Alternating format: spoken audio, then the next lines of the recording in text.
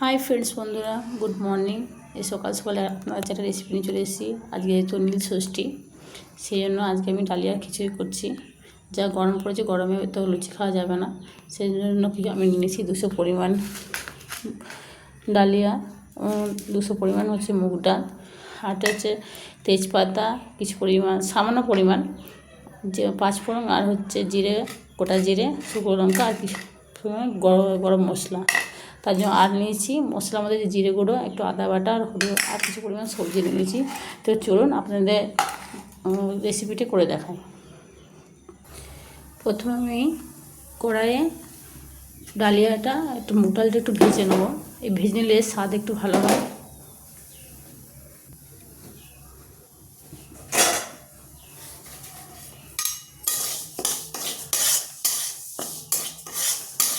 বেশিক্ষণ ভাজবো না, সামান্য পরিমাণ একটুক্ষণ ভেজে নেব।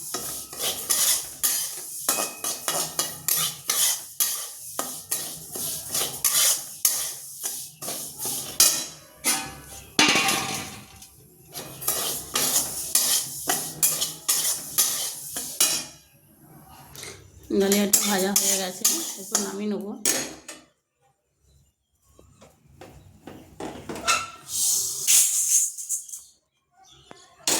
একই সিস্টেমে মুগ ডালটাও ভেজে নেব।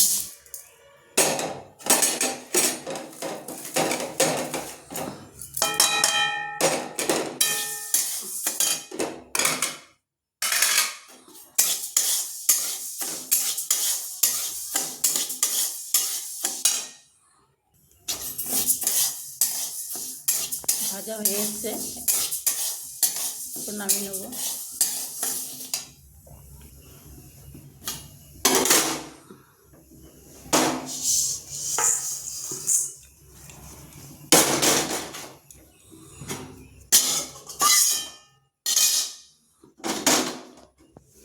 এই যে আমার ভাজা হয়ে গেছে, ওই জল দিয়ে একটু ধুয়ে নেবো।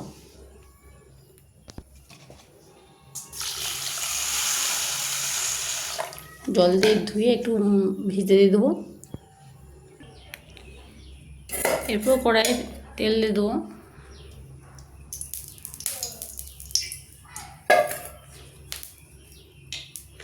তেলটা গরম হোক। তেল গরম হয়ে গেছে, আমি একে একে সব কিছু দিয়ে দেবো।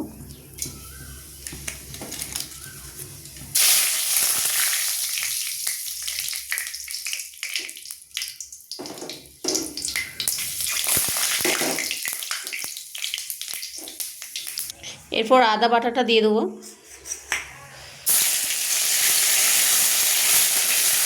দিয়ে এক এক করে সমস্ত সবজি আমি দিয়ে দেবো। এই যে কেটে রাখা সমস্ত সবজি আছে, আমি দিয়ে দেবো।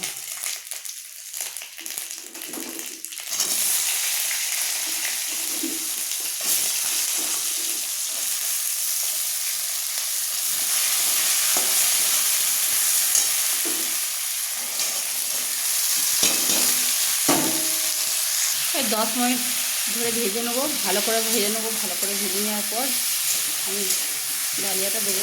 তখন ভাজা হয়নি, একটু ভালো করে ভেজে নিই। আমার অনেকটা ভাজা হয়ে গেছে, তো আমি হলুদ আর জিরে গুঁড়োটা দিয়ে দিচ্ছি।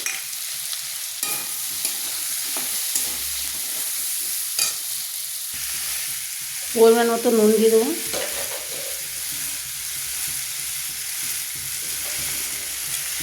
আমার ভাজা কমপ্লিট, এরপর আমি ডালিয়াটার মধ্যে দিয়ে দেবো। ডালিয়াটা দেওয়ার পর ভালোভাবে মাখচাক করে নেবো।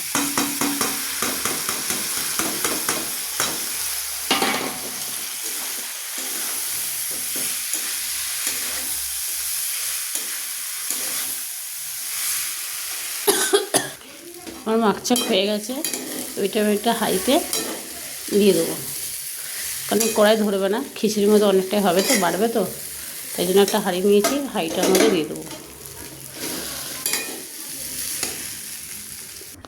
আমি এই যে ডালিয়াটি সব কিছু হাঁড়িতে করে দিয়েছি। এটা যতক্ষণ না সিদ্ধ হচ্ছে আমি নাড়াচাড়া করবো, এবং পরিমাণ মতো জল দিয়ে দিচ্ছি।